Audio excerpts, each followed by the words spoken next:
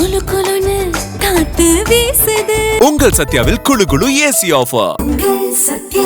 திமுக மாரி ஒரு போலி முகமூடியோட திமுகவுக்கு காலையிலேருந்து சாயங்காலம் வரையிலும் ஜால்ரா போட்டுட்டு இருந்தேன் சீட்டு, மற்றவங்களுக்கு இல்லை. பாய்லராக இருக்க போகிறோன்றது தெரிஞ்சிச்சு, ஓட்டை பிரிக்க போகிறோன்றது தெரிஞ்சது. யாருக்கு எதிராக பிரிக்கணுங்கிற குறிக்கோளோடய நீங்கள் இருக்கீங்க. திமுகவை ஆட்சியிலேருந்து அகற்றணும். அதிமுக உங்களை இயக்குதாங்கிற ஒரு கேள்வி கூடுதலாக வருது இல்லை? அதிமுக பற்றி நம்ம பேச மாட்டோமே. திமுக கூட்டணி ஆதரிச்சா திமுக வேட்பாளர் நிற்பாங்க, வேட்பாளர்கிட்ட போவாங்க. வேட்பாளர்கிட்ட போய் நாங்கள் இந்த முஸ்லீம் வாக்குகள்லாம் நான் வாங்கி கொடுக்குறோம், எங்களுக்கு இவ்வளோ தொகை கொடுப்பாங்க, 20 லட்சம் 10 லட்சம் 15 லட்சம் அப்படின்னு வாங்கிக்குவாங்க. இப்போது தமுக வாங்குது திமுக கிட்டேருந்து, முஸ்லீம் லீக் வாங்குது, இப்போ எஸ்டிபி வாங்குறாங்க. அதேமாரி எல்லாமே திமுக கூட்டணியில். திமுக போன்ற சூழ்ச்சிகர அரசியலை ஒரு முறையாச்சும் இந்த ஒடுக்கப்பட்ட சிறுபான்மை மக்கள் பாடமாக கற்பிக்கணும். இந்த அடிப்படையில் தான் நாங்கள் கூட்டணியை இணைக்கிறோம். கூட்டமைப்பு வெற்றி பெறுமான்னு கேட்டால் பெரிய கேள்வியாக இருக்குது. வெற்றி பெறும் அப்படின்னு சொல்லிட்டு நம்ம சொல்லி நம்ம வாயை நம்ம நாரடிச்சுட்டு ஒரு கேள்விக்கு பதில் சொல்றதுக்கு அமைச்சர்கிட்ட எதிர்பார்க்குறேன். அந்த நேரத்தில் அப்பாவை பதில் சொல்கிறார். நீங்கள் அமைச்சரா சபாநாயகராக அமைச்சரா? நான் கேட்குறது அமைச்சர்கிட்ட கேள்வி, நீங்கள் பதில் சொல்கிறீங்கன்ற. ஜவஹர்லாலும் அப்துல் சமதும் சட்டமன்றத்தில் பேச தயங்கிட்டு இருக்கும்போது தைரியமாக முஸ்லீம் சிறைவாசி விடுதலை பற்றி பேசுனது யார்? வேல்முருகன் தானே. செலவுக்கு நம்மக்கிட்ட காசு இல்லைன்றோம், யாரும் நம்ம கொடுக்குறதுக்கு சோர்ஸ் இல்லை அப்படிங்கிறோம். அப்புறம் எதுக்கு இந்த தேர்தலை எதிர்கொள்ளணும்? ஏன் இவ்வளோ உழைப்பு, ஏன் இவ்வளோ பிரச்சாரம்? திமுக விட்ட வழி இல்லை பிஜேபி வந்துடும். அதேமாதிரி தமிழ்நாட்டில் இறைவனுக்கு பயப்படாமல் பிஜேபிக்கு பயந்துட்டு திமுக கிட்ட பாதுகாப்பு தேடி அலையிறாங்க.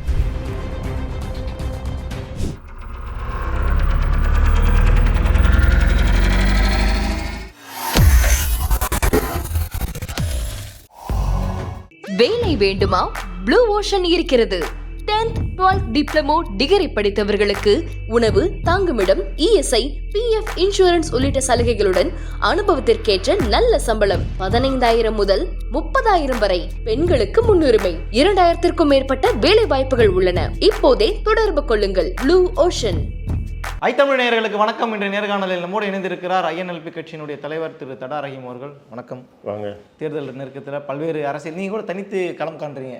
தவக தலைவர் வேல்முருகனோட எத்தனை சீட்டு? 8 சீட்டுன்னு நினைக்கிறேன். 8 சீட்டு. ஓட்டை பிரிக்கிறதுக்கான வேலையா இல்லை வேற எதுவும் காரணம் இருக்கா? இல்லை, இப்படி மட்டும் எனக்கு கூட இன்னொன்று கேட்டுறேன், யார் இயக்குறது? இல்லை, அதான் மொட்டையை கேட்கக்கூடாது. எவ்வளோ தொகை வாங்கிட்டு வேல்முருகன் இப்படி தனியாக ஓட்டை பிரிக்கிறாருன்னு கேளுங்க. ஏன்னா இப்படி தான் பொது தளத்தில் கேள்விகள் எழுப்புறாங்க. நான் சொல்கிறேன், இன்றைக்கி இருக்கிற சூழ்நிலை தன்னிச்சையாக சுதந்திரமாக தேர்தலை சந்திக்கணும்னா அவனுக்கு ஏற்படுத்தக்கூடிய பேர் இப்படி பேர் தான். யார் அப்படி கொடுப்பாங்க? அள்ளி கொடுக்குற அளவுக்கு யார் இருக்காங்க? கிள்ளி கொடுக்கறதுக்கு கூட யாரும் இல்லை. ஏன்னா கொள்கை ரீதியான அரசியல்வாதிகளுக்கு அள்ளி கொடுப்பதில்லை, கிள்ளி கொடுப்பதுக்கு கூட எந்த அரசியல் கட்சிகளும் தயாராக இல்லை. அவங்க என்ன நினைக்கிறாங்கன்னு சொன்னால், இவங்கெல்லாம் எப்போவுமே இருந்தாலும் நமக்கு ஒரு ஆபத்தான சக்திகள், அப்படி தான் அந்த பார்வையில் தான் பார்க்குறாங்க. திமுகவே அந்த பார்வையில் தான் வேல்முருகனை பார்க்குது, எங்களை பார்க்குது என்பது. அதிமுக எங்களை எப்படி பார்க்கும்? ஷார்ட் கார்னர்லையாக பார்க்கும்.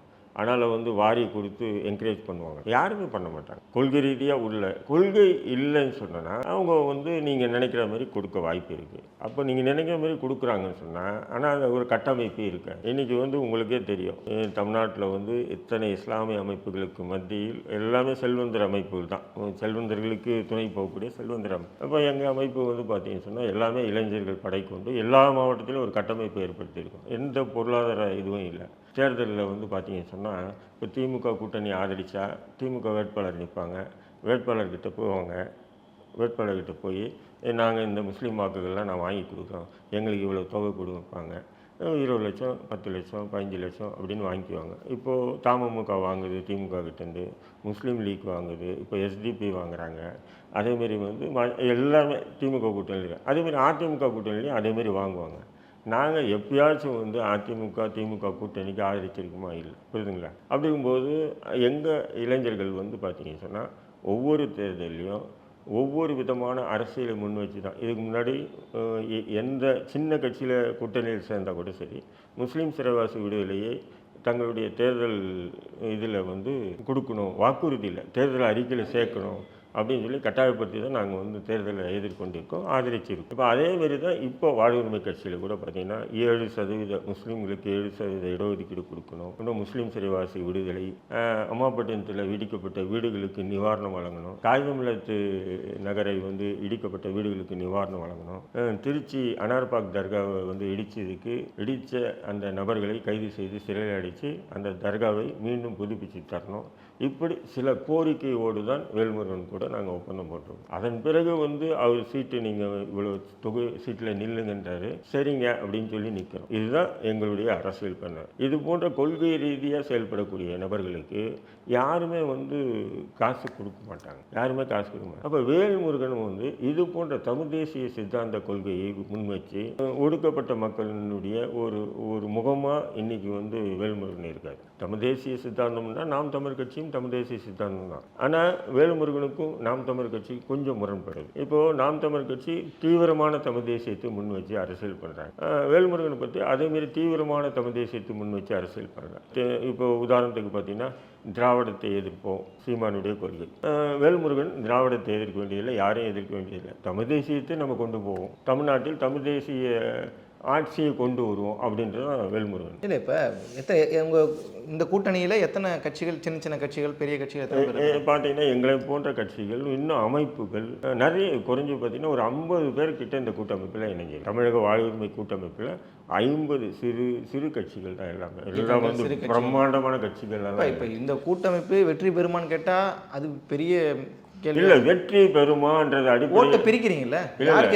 இல்லை வெற்றி பெறுமான்னு நீங்கள் கேள்வி எழுப்புறீங்க. வெற்றி பெறும் அப்படின்னு சொல்லிட்டு நம்ம வந்து சொல்லி நம்ம வாயை நம்ம நாரடிச்சிக்க கூடாது. ஆனால் எங்கள் கூட்டணியுடைய கொள்கை என்ன சொன்னால், திமுக போன்ற சூழ்ச்சிகர அரசியலை ஒரு முறையாச்சும் இந்த ஒடுக்கப்பட்ட சிறுபான்மை மக்கள் பாடமாக கற்பிக்கணும். இந்த அடிப்படையில் தான் நாங்கள் வந்து கூட்டணியை இணைஞ்சிருக்கோம். மற்றபடி ஒன்றுமே இல்லை. இப்போது திமுக வந்து தோல்வி அடைஞ்சுன்னா அதிமுக ஆட்சி வந்துடுவான் அல்லது விஜய் ஆட்சி எவனாவது வந்துட்டு போட்டோம். ஒரு முறையாச்சும் வந்து திமுகவுக்கு ஒரு நல்ல பாடம். ஏன் சொன்னால், இந்த தேர்தலில் நீங்கள் எடுத்துட்டீங்கன்னா யார் யாருக்கோ சீட்டு ஒதுக்குறாங்க. இதே திமுகவுக்கு தொடர்ந்து 4 ஆண்டுகளாக இந்த பசும்பொன் பாண்டியன் ஒரு வழக்கறிஞர் யூடியூப்லலாம் கூட நிறைய பேசுவார். பசும்பொன் பாண்டியன் அவர் வந்து பார்த்தீங்கன்னா ஆளுநரை எதிர்த்து சிறைக்கு கூட போயிட்டு வந்தார், போராட்டம் பண்ணி. புரியுதுங்களா? அவருக்கு கூட ஒரு சீட்டு கொடுக்குறாங்க. அப்போ கொள்கை ரீதியாக உள்ளவங்களுக்கு திமுக தொடர்ந்து புறக்கணிச்சு வருது. கொள்கையற்று திமுக மாரி ஒரு போலி முகமூடியோட திமுகவுக்கு காலையிலேருந்து சாயங்காலம் வரையிலும் ஜால்ரா போட்டுட்டு இருந்தால் சீட்டு, மற்றவங்களுக்கு இல்லை. இப்போ வேல்முருகன் கடந்த 4.5 ஆண்டு அந்த திமுக ஆட்சியில் சட்டமன்றத்தில் வந்து திமுக அமைச்சர்களை எடுத்து பேசியிருக்காரு. ஒரு கேள்விக்கு வந்து பதில் சொல்கிறதுக்கு அமைச்சர்கிட்ட எதிர்பார்க்குறேன். அந்த நேரத்தில் அப்பாவை வந்து பதில் சொல்கிறார். நீங்கள் அமைச்சரா, அப்போ நீங்கள் சபாநாயகராக அமைச்சரா? நான் கேட்குறது அமைச்சர்கிட்ட கேள்வி, நீங்கள் பதில் சொல்கிறீங்கன்றார். இன்னொரு கேள்விக்கு சேகர்பாபு கிட்ட கேட்கும்போது சேகர்பாபு என்ன சொல்கிறார், இந்த வெங்காய வேலையெல்லாம் வேணான்றாரு. நீங்கள் அமைச்சராக இருங்க, தெருவில் சண்டை போடுற ஆளாக இருக்காதீங்க, நான் ஒரு சட்டமன்ற உறுப்பினர், நான் கேட்குற கேள்விக்கு பதில் சொல்லுங்கள். அப்போ ஆத்திரப்பட்டு முதல்வரே வந்து நீங்கள் அதிக பிரசங்கமாக நடந்துக்கிறீங்கன்னு சொல்லி வேல்முருகனை கண்டிக்கிறேன். இந்த மாதிரி நிகழ்வுகள் திமுக கூட்டணி கட்சி இருக்கக்கூடிய விடுதலை சிறுத்தைகள் கட்சி செஞ்சுதா, கம்யூனிஸ்டுகள் செஞ்சுதா, காங்கிரஸ் செஞ்சுதா, ஏன் முஸ்லீம் அமைப்புகள் செஞ்சாங்களா? யாரும் செய்யலை. வேல்முருகன் இந்த 5 ஆண்டுகளாக அந்த பிரச்சனைகள்லாம் வந்து சட்டமன்றத்தில் பேசியிருக்காரு. பல ஏன் முஸ்லீம் சிறைவாசி விடுதலையே ஜவஹர்லாவும் அப்துல் சமதும் சட்டமன்றத்தில் பேச தயங்கிட்டு இருக்கும்போது தைரியமாக வந்து முஸ்லீம் சிறைவாசி விடுதலை பற்றி பேசினது யார்? வேல்முருகன் தானே.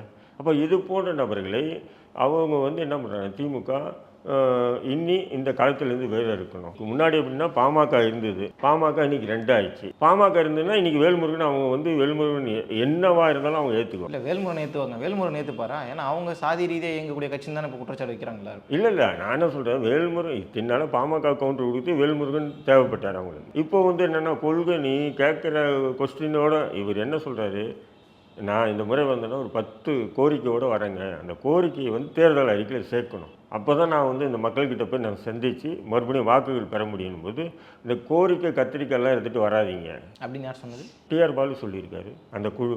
அப்போ தான் அவர் சொல்லியிருக்காரு. அப்போ அந்த கோரிக்கை வேணாம்னு சொன்னால் நான் எம்எல்ஏ சீட்டு வாங்குறதுக்கு வரணும், போக வேண்டியது இல்லை. அதை பற்றி தான் எங்கிட்ட டிஸ்கஸ் பண்ணும்போது தனியாக பார்த்துக்கலாம் தொடரும்போது ஒரு குறுகிய 1 மாதத்தில் 234 வேட்பாளர்களை தேர்ந்தெடுத்து நிற்க வைக்கிறது சாதாரணமாக எத்தனை அமைப்புகள் இருந்தாலும் நிறுத்தணும் இல்லைங்களா? அவசரமாக எல்லாருமே உடனுக்குடனே ரெடி பண்ணுது. அதில் தான் வந்து 20 வேட்புமனு கிட்ட தள்ளுபடி பண்ணப்படும். ஏன் சொன்னால் அது அவசரத்தில் அவசர கதியில், ஏன்னா மொத்தமே பார்த்தீங்கன்னு சொன்னால் தேர்தல் தேதி அறிவித்து திமுக கூட்டணி எல்லா கூட்டணியும் முடிஞ்ச பிறகு தான் இவர் கூட்டணின்னு ஆரம்பிக்கிறது. குறைஞ்சி பார்த்தீங்கன்னா ஒரு வாரம் கேப்பு தான். இந்த ஒரு வாரம் கேப்பில் வந்து இவ்வளோ ரெடி பண்ணி 200க்கும் மேற்பட்ட தொகுதிகளில் வேட்பாளர் நிறுத்துறது வந்து பெரிய சாதனையாக தான் நான் பார்க்குறேன். இல்லை, இப்போ ஸ்பாய்லராக இருக்க போகிறோன்றது தெரிஞ்சிச்சு, ஓட்டை பிரிக்க போகிறோன்றது தெரிஞ்சுது, யாருக்கு எதிராக பிரிக்கணுங்கிற குறிக்கோளோடய நீங்கள் இருக்கீங்க, திமுகவை ஆட்சியிலிருந்து அகற்றணும். இப்போ நான் அதிமுக உங்களை இயக்குதாங்கிற ஒரு கேள்வி கூடுதலாக வருது இல்லை? அதிமுக பற்றி நம்ம பேச மாட்டோமே. இல்லை, நான் என்ன சொல்கிறேன், அதிமுக எப்போவுமே ஒரு கட்சி ஆளுங்கட்சியாக இருக்குன்னா ஆளுங்கட்சியுடைய மக்கள் விரோத செயல்பாடுகளை பேசவே கூடாதான்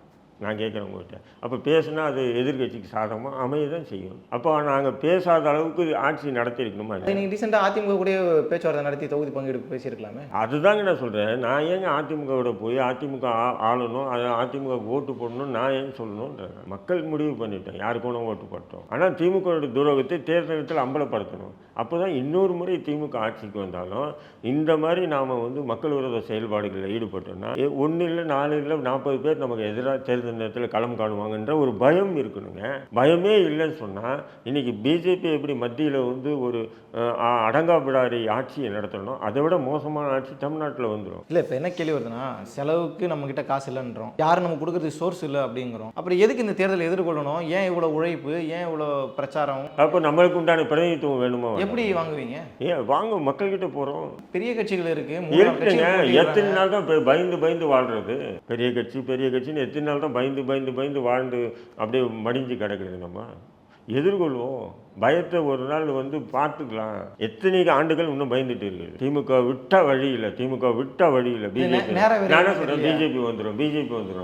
எப்படி பார்க்குறேன்னு சொன்னால், நீங்கள் ஒரே ஒரு விஷயம், இந்த அரபு நாடுகள்லாம் இப்படி தான் பண்ணாங்க. அல்லாவுக்கு பயப்படாமல், இறைவனுக்கு பயப்படாமல், இஸ்ரேலுக்கு பயந்துக்கிட்டு அமெரிக்காவினுடைய பாதுகாப்பில் வாழ்ந்தாங்க. அதனால தான் இன்றைக்கி அடிபட்டு சாப்பிட்றாங்க அரபு நாடு. அதேமாதிரி தமிழ்நாட்டில் இறைவனுக்கு பயப்படாமல் பிஜேபிக்கு பயந்துட்டு திமுக கிட்ட பாதுகாப்பு தேடி அலையிறாங்க. இந்த நிலை ஏன்னு நான் கேட்குறேன். நான் பிஜேபியே வரட்டுங்க, எனக்கு என்னங்க அதனால் என்ன இருக்குன்ற நான் எதிர்கொள்வோம். நாம் இருக்கக்கூடிய இந்த காலத்தில் பிஜேபி வந்தோன்னா பிஜேபி எதிர்த்து களமாடி மடிவுங்க. நாம் இப்போ விட்டுட்டு நமக்கு பின்னாடி நம்முடைய பேரன் கொள்ளு பேரன் அவன் வந்து இந்த பிஜேபி எப்படி எதிர்கொள்ளணும்னு தெரியாமல் முழிச்சிட்டு இருக்கிறதோட நாமளே எதிர்கொண்டு அதை வீழ்த்துவோன்றேன். என்ன நடக்கட்டும், நாங்கள் போட்டிடுறது தான். அதுதான் நான் சொல்கிறேன். நான் இப்படி ஒரு பயம் காட்டி முஸ்லீம்களுடைய வாக்குகளை அறுவடை பண்ணாதீங்கன்ற நான்.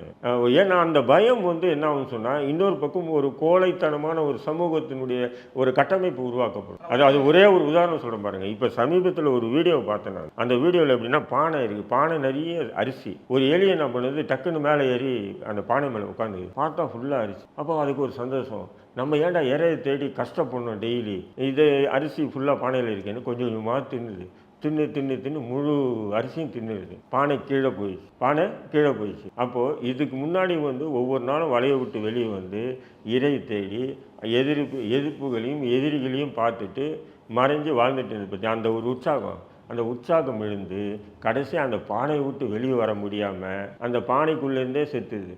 அதே போன்று ஒரு சமூகத்தை உருவாக்குவது இன்றைய இஸ்லாமிய அமைப்புடைய நிலையாக இன்றைய தமிழ்நாட்டில் இருக்குது. இதை மாற்றணுன்றது தான் எங்களை போன்றவருடைய வேலை.